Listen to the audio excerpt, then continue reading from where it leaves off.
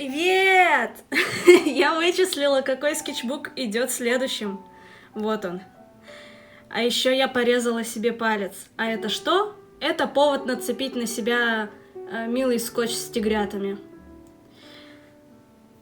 Давайте просто приступим к этому скетчбуку. Я не помню, какого он года. Тут я уже активно использовала наклеечки и даже пыталась рисовать свои. Я просто купила себе бумагу самоклеющуюся и нарисовала на ней кетчуп и глаза. И типа это Санс. У меня еще была такая же наклейка, только со спагеттиной и с лицом папайруса. Да. Гиперфиксация на Хеталии продолжается. Гиперфиксация на Андертейле тоже продолжается. Очень миленькие наклеечки с вокалоидами. Мой знак зодиака. Это чел из Юри на льду. Я разочарована, там не было Юри. Ладно, идем дальше. Хватит рассматривать обложку. Встречает нас очень мотивационная фраза. Идиот. Обожаю эту наклейку. После предыдущего успеха с картиночкой Гастера, которая мне очень сильно нравилась, я решила рисовать еще больше Гастера. Поэтому я сделала серию картиночек с Гастером. Вот он стоит, нажимает. Ух ты, хрена себе. Сухоцвет. Прикольно. Я это оставлю. Надо будет положить к остальным. Вот он начинает плавиться, и у него дырки в руках. И дальше он уже вообще какой-то неадекват, а потом он еще больше плавится, и вообще жижа, и он якобы, я хотела сделать это в диджитале, ой, это я тут цветы сушила, если что. Ну да, можно заметить. Я хотела сделать это в диджитале, и якобы он со страницы скетчбука вылезает. Вот. Я не сделала этого. Ой. И оказывается, еще падает. И оказывается, еще стоит. И вырастает. Ладно. Слишком много картинок. Я бы определенно не вывезла это. Я начинала уже обводить вот самую первую картинку, но так ее и не закончила, чтобы вы знали. Пустота. Мое состояние я не помню где. Где-то, в общем, было мое состояние. Я лежала лицом в стол. И, видимо, на мне были кошачьи ушки. Или это просто фантазия. Я не уверена. Было время, когда я хотела сделать свое сообщество. Амина. Оригинальное Амина. Оно называлось «Сообщество искателей вдохновения». Сообщество Что значило У? Я не помню.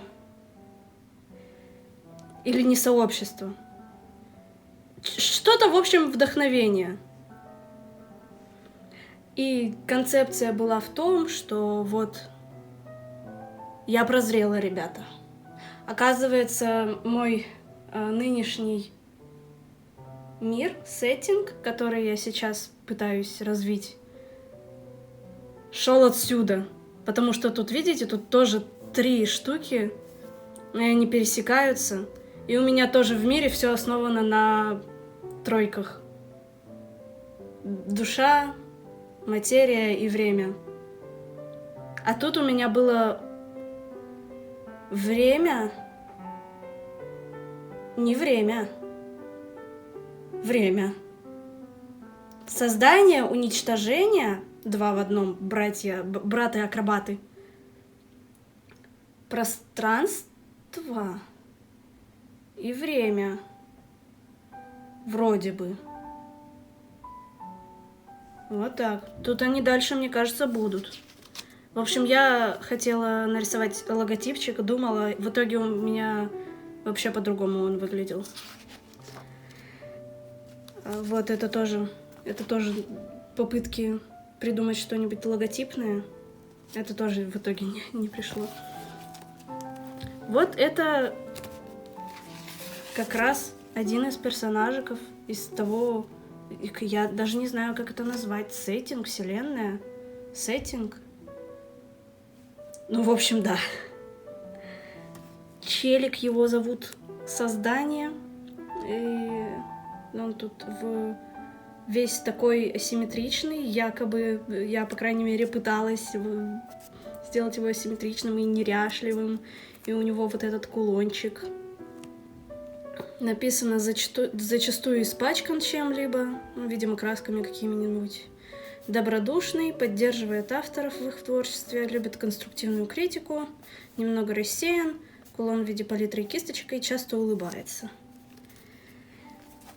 Ага, концепты. О, это уничтожение, братец его. А он весь такой эджи. Он любит чистоту. Обычное его лицо — это покерфейс, любимый тип вдохновения в разрушении. Как это там называется? Solve et Kago. Подождите, я сейчас у меня где-то это записано. Я, кажется, в нынешнем скетчбуке это записывала. Вот он тут лежит.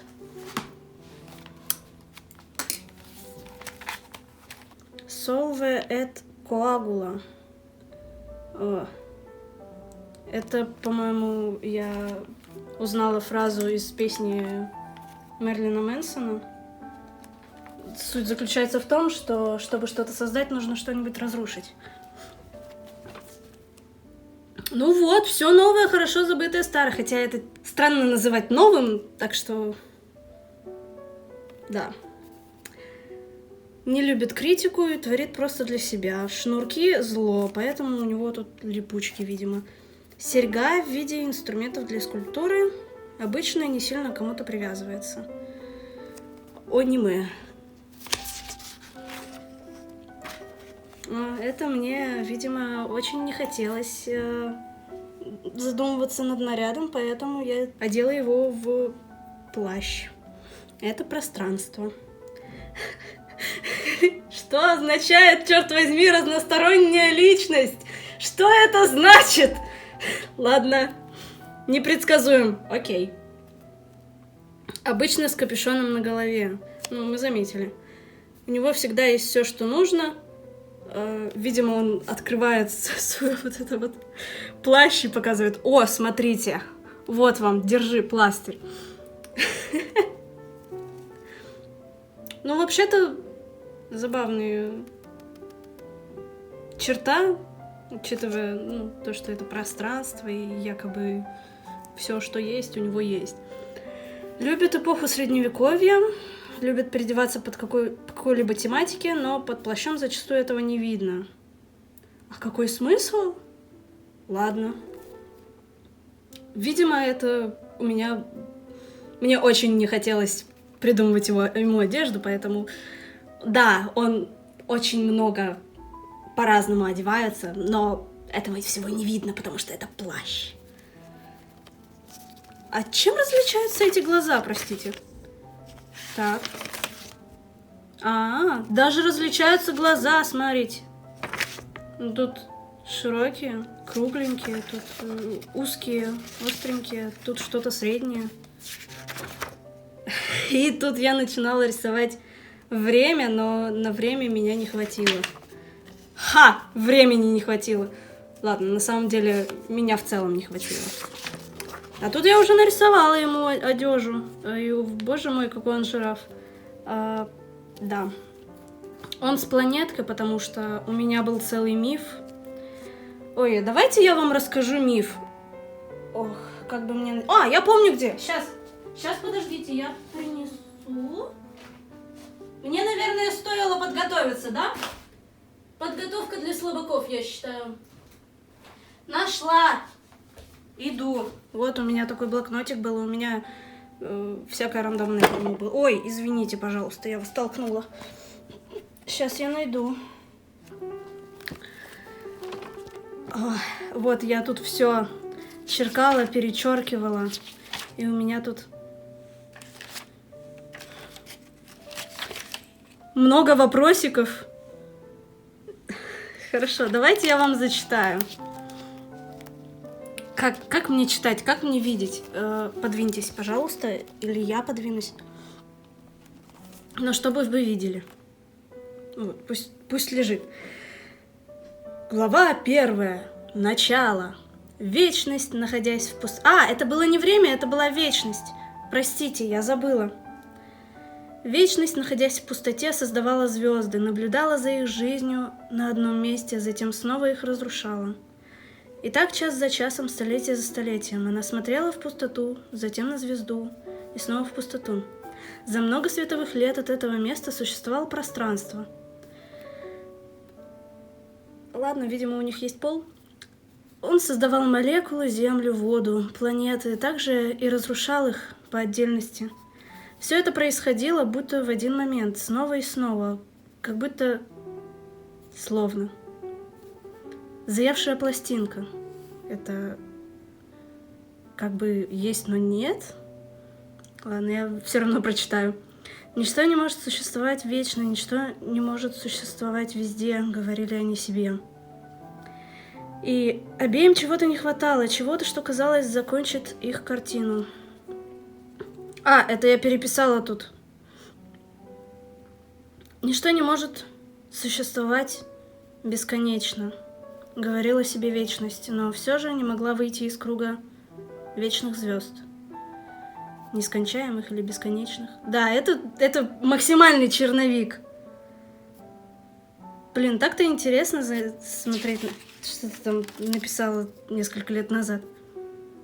Ничто не может быть везде, говорил себе пространство, но все же не мог прекратить заполнять все вокруг. И вот через многие годы, создав новую планету, пространство увидел мерцающий свет в пустоте. Он подобрался ближе. Эта вечность держала в руках очередную звезду.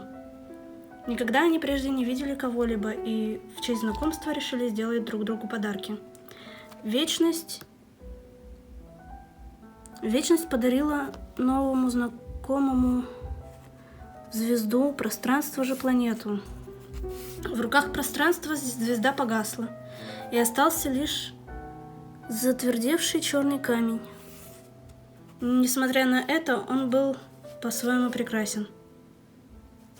В руках вечности планета стала то замерзать, то оттаивать, покрываясь зеленью, словно заживя своей собственной жизнью. Вместе они решили, что могут создать мир, за которым будут наблюдать и который будут оберегать, где каждый способен сотворить, изменить что-либо свое.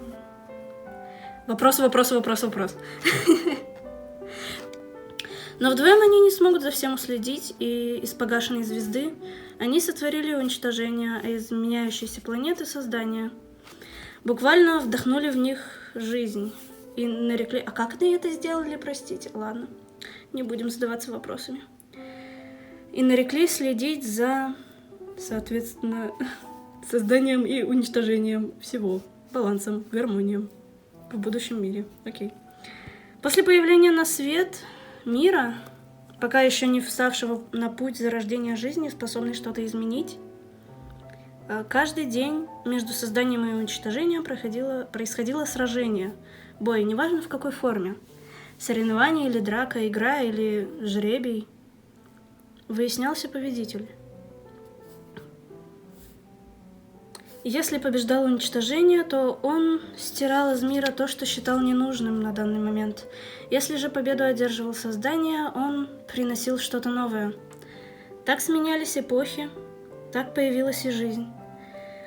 За дело принялась вечность.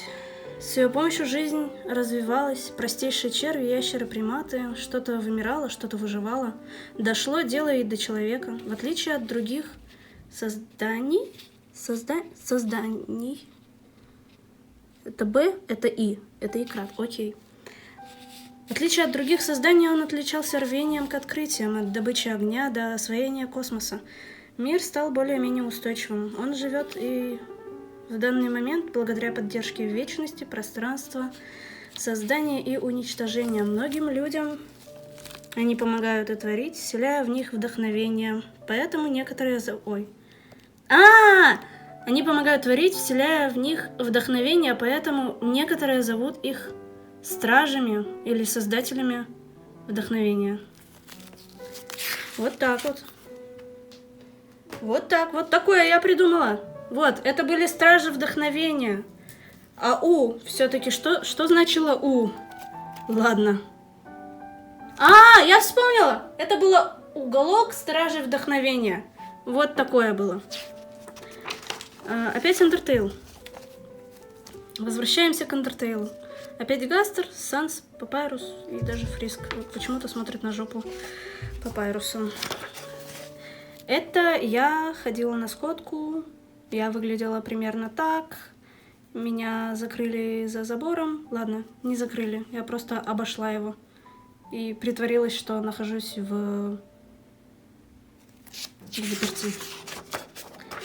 Это девочка с нашей тоже сходки. Я ее тоже нарисовала. И вот кексик, и вообще все. Моя мания к птицам продолжается. Рандомная птица. Это я пыталась нарисовать какой-то комикс. И закончила даже без раскадровки, просто на первом фрейме.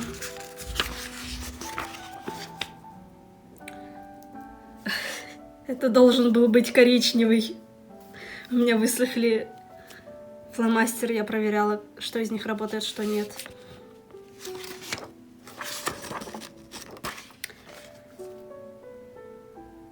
У меня замечательные волосы, в которых карандаш спокойно себе держится, даже если они были только что расчесаны. Да, я рисовала себя именно так в тот момент, с шарфиком и в пледе, с заколотым значком,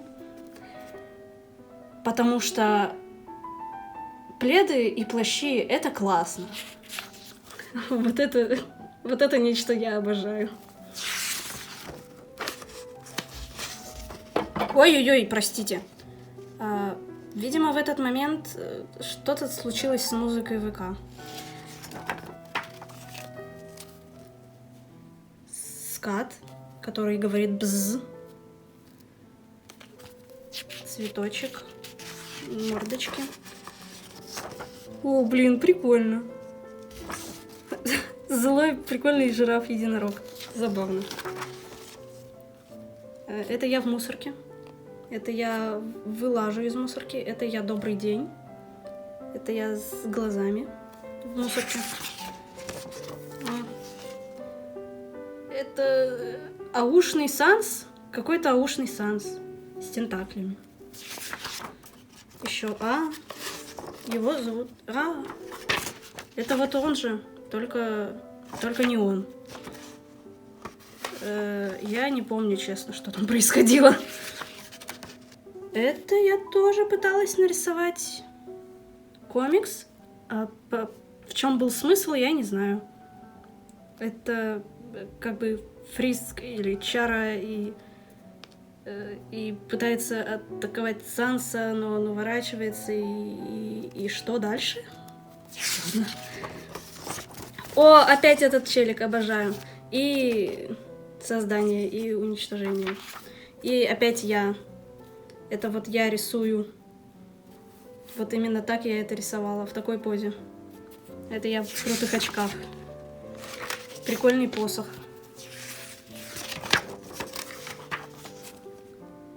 Блин, почему я вот так надо вам показывать, а то не видно ни хрена. Я ставлю так, чтобы было нормально видно. Птичка на веточке и луна. Домашка по английскому. Какой-то человек, чебурашка, чуть-чуть, а? Что? Там ничего интересного нет. Грифон? Грифон, еще один грифон. Это я сплю. Это слон. Это шарф и что-то, кто-то. Это я рисовала по трафарету. О, господи. Вспомнила. Я смотрела, как моя подруга проходит Skyrim, и она дошла до ветки с гильдией воров, где ей нужно украсть у Мадези кольцо. И она такая: в смысле украсть? Я же порядочная Давакин, и ты плохой, и вообще... И я тут ей говорю: ну, квест. Из Don't Starve. Ох, мне надо перестать так близко подносить скетчбук. Простите, пожалуйста. Девочка из Don't Starve. Я не помню, как ее зовут. Неужели Абигейл? Или Абигейл — это ее сестра? А, это Венди! Я вспомнила. В общем, да, моя подруга постоянно за нее играла.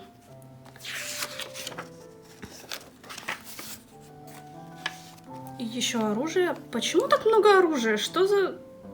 Я вроде никогда не питала страсти к рисованию оружия, но, видимо, питала. Стальной алхимик. Какая-то забавная гора. Какой-то демон с котом вместо рта. И Сакура. Выглядит забавно вообще-то. Что это? Тараканчик. И дихлофос. Броня.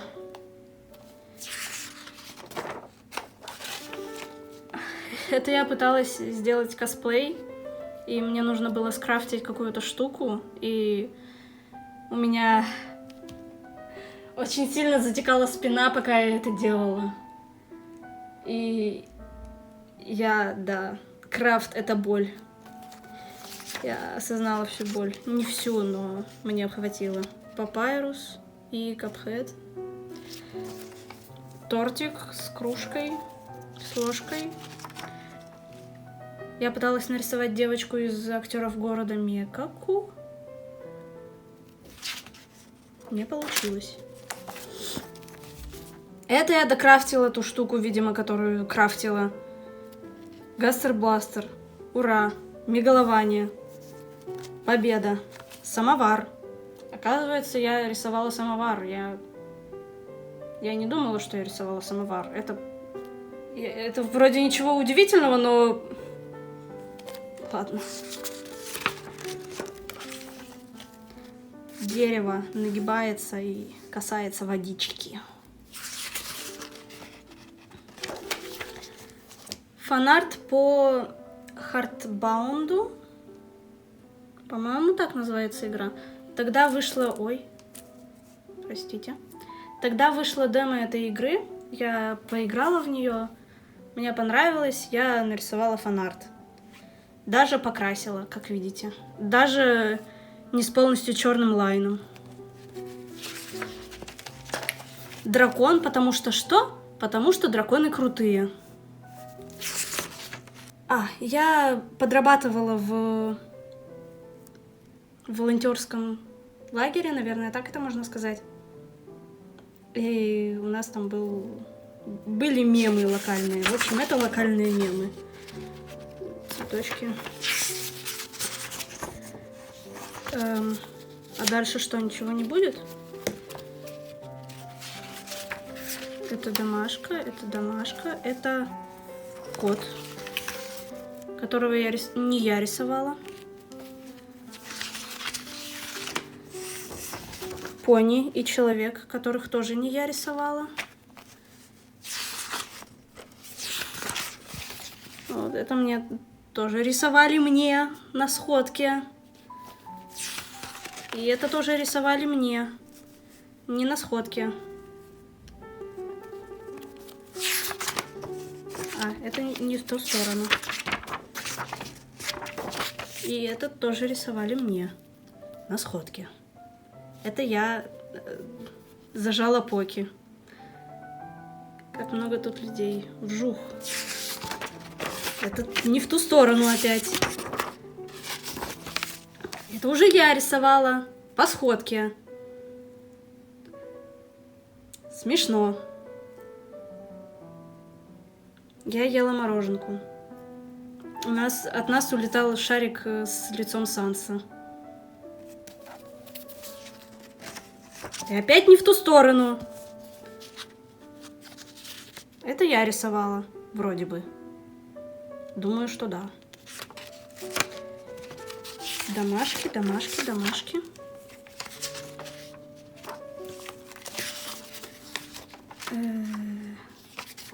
Все. И Хината из волейбола. Благодарю почтеннейше за сопровождение меня в этой путя. До следующих встреч в новых скетчбуках, в новых старых скетчбуках. В общем, да, пока.